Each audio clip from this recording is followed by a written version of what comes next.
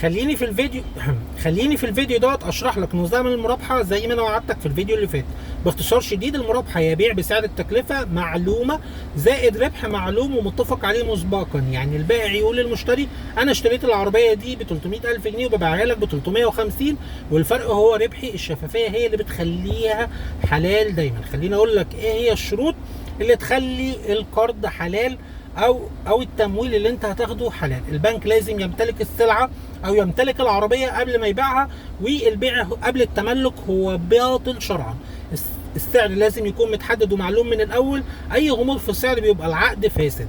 الربح ثابت ومش بيتغير. لو الربح بيتغير يبقى زي الفايده وبيبقى ربا. لا، مفيش غرامات ربويه على التاخير. ممكن يكون في غرامات لكن بتروح للجمعيات خيريه مش للبنك. خليني اقول لك السيناريوهات الغلط الشائعه ان البنك بيديك فلوس وبتشتري عربيه وبتدفع فايده متغيره، يبقى ده قرض ربوي متنكر في شكل مرابحه. السيناريو الصح ان البنك بيشتري العربيه بيبيعها لك بربح ثابت معلوم سنويا.